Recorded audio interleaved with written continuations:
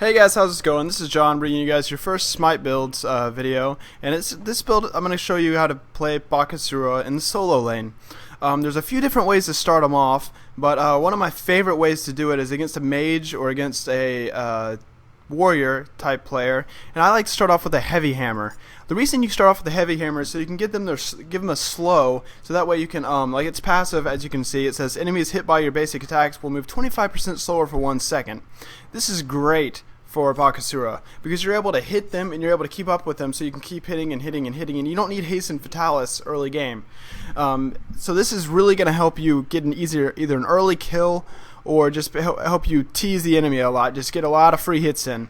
What I would suggest doing is kind of not being too aggressive until level 5, and it's almost as soon as you hit level 5, if you have over 3/4 your health, go at it, attack them, do everything you can to kill them, as long as they're at least 3/4, like at least halfway in between both your towers, like your tower and their tower.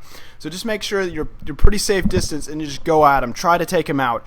Most of the time you'll get a kill. If they're really good, they know what they're doing, they'll watch you hit level 5 and they'll back off. But if they don't, you're going to get a kill 9 times out of 10. Next item you're going to want to get after Heavy Hammer, well, first of all, with Heavy Hammer and Conquest, you're going to want to get a couple potions right off the bat. You're going to want to be able to get 2 mana potions and 1 health potion. That'll equal to 1500. But then, once you back, because after you get that kill, you probably want to go back, and you're probably going to need another item. So the thing is, I would wait till you get 2150. I'm going to go straight into Warrior Tabi because you can see your stats increase. Your basic attack damage is going up a good bit. Your physical your physical damage is going up a good bit, and so is your attack speed and your movement speed, as well as your penetration. So it actually does a lot for you, which helps you get a lot of damage in and a lot of speed, which is what Bakasura needs early game. He needs all the speed he can get. And then once you've got Warrior Tabi, I'd go ahead and go either into Kin Size or Hasten Fatalis, depending. Most of the time people don't like Hasten Fatalis, they think it's a waste of an item. What you can do instead of Hasten Fatalis, which is what I like to do, is I like to get Sprint 2.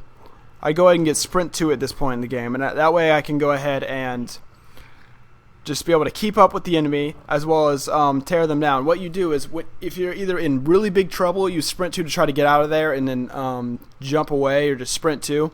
And another way to do it is right when you pop your ultimate, you also pop your sprint 2, because that makes it to where when you're attacking, you don't get any slow, which is the same effect as Hasten Fatalis does, but you don't get any slow, and this is only 600 instead of 2140.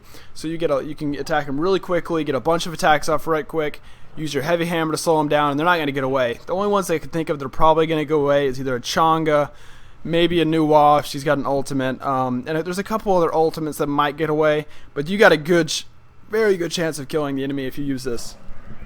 The next thing I'd go into is probably Kin Size. Kin Size gives you so much speed as well as damage, and it deals a certain amount of their health. So you can see it was 30 physical power, 25% attack speed, and on basic attack hits, which is everything Bakasura does, basic attack hits, except for his jump, deal physical damage equal to 5% of the target's maximum health. This only affects gods. So what that means is, for every time you hit them, your damage does 5% of their health, which means at max, it'll take 20 hits to kill somebody, because that's 100% of their damage, target's maximum health.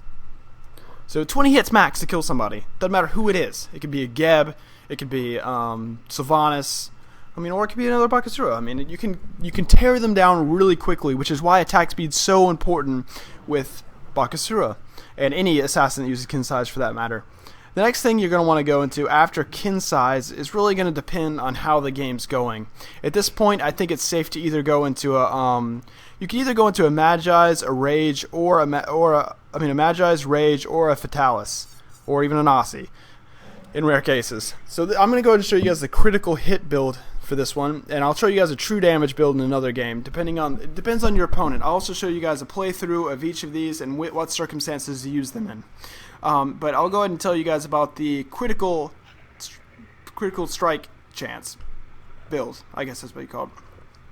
And so if you're getting beaten by, say, a Hercules or a Ymir's coming in and ganking a lot, or a Geb's knocking you up a lot, and it's really making you mad, get a Magi's. That'll get your crowd control reduction, as well as its passive makes it to where, like, one Ymir freeze won't freeze you. It'll absorb a single hard crowd control effect every 45 seconds, which is really good.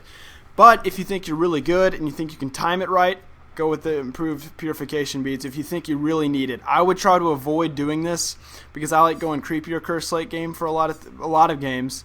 But if you really need to, go with the beads or the Magi's Blessing.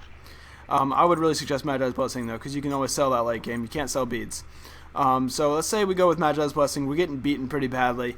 And then late game, the last two items you're going to get, Rage and Deathbringer. These are the two items you get in the Critical Strike build rather than the True Damage build. So Rage and Deathbringer are very, very, very powerful items. Rage gives you 30 physical power and 30% strike chance. And if you do not crit, you get a 10% strike chance added for every time you don't crit. So in the end, you're going to wind up with like an 80% strike chance, critical strike chance, plus a 20% here, which means you literally have a 100% strike chance.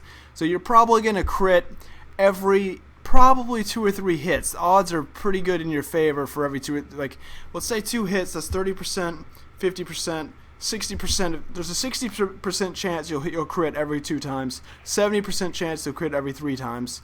So it's fairly high. There's a good chance you're going to crit. And that damage is going to be significantly higher than your regular basic attack. The reason for that is their critical strike damage is increased by 50% by Deathbringer.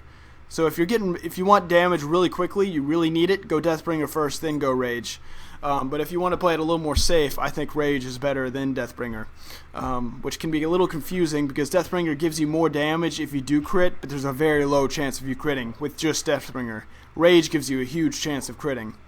And that completes your build part. As far as actives go, creepier curse you're going to need to work in there somewhere. If you're playing against anyone who's kind of like getting away from you, they're kind of running away, get creepier curse. It's a very good item for keeping your prey close enough to you so you can kill them. And creepier curse is not always the best, so you may want to go with either a weakening curse or an enfeebling curse depending on who you're playing against. If you're playing against people with a lot of heals, you're going to want to go with a weakening curse because it gives you healing reduction for 100% during the duration, which means you can destroy their healing during that duration. Or you could go with the enfeebling curse, which destroys the enemy god's attack speed and ground speed.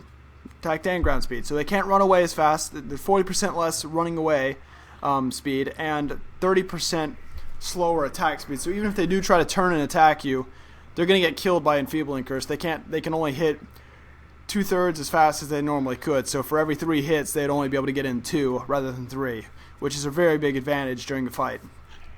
Near the end of the game, you're going to want to sell Heavy Hammer though, because Heavy Hammer really doesn't do that much for you in team fights. So that's something you're going to want to get rid of, which means you're going to need to find an item to work in there to work into your build. So what I would suggest is going with probably some sort of lifesteal, maybe an Aussie, or if they have a lot of healing going on, maybe a Brawler's Beat Stick that gives you a lot of true damage too, or a Hasten Fatalis. I really do enjoy the item Hasten Fatalis. A lot of people will say it's really not that great of an item, but look what it does for your attack speed. 1.96 plus your passive. Bakasura's passive gives him for every minion he kills that you can stack up to 3 times. It gives him 0.3 more, so you give him 2.26 attack speed rather than just a 1. Whatever it was, rather than just a 1.96, because it would be with his passive it goes up to 1.96. So I think that's a very good item. Another item I think is good for very late game, if you're having a little trouble staying alive, Aussie. Aussie is a great item because look, it does the exact same thing for your attack speed. It gives you 30% attack speed, 15% lifesteal, and it gives you physical penetration. Plus, there's a passive. If you drop below 35% health, you gain an additional 25% lifesteal for 5 seconds. This is a really good item for like after the cleanup phase of a team fight. After people are kind of running away, if they see a Bakasura who's hurt, if they see you probably like 50% of your health, they may come after you. The thing is, they don't realize you have Aussie. If it's just a 1v1 against someone else who doesn't have any lifesteal, this is a great chance for a Bakasura to shine. That's when you activate your Butcher's Blade, and this passive comes into play, and you destroy them. You don't even get hurt. That's what I do all the time with Bakasura. He's such a great character. I like building an Aussie. A lot of people really don't like it, but if you can think of another item to fill that last gap, I'd be very happy to think about it and maybe post something on this video. So be sure to leave a comment on that. And this is pretty much the build I go with. Remember to add creepier curse and consumables, of course, as you need them. I'm assuming you guys know how to use those.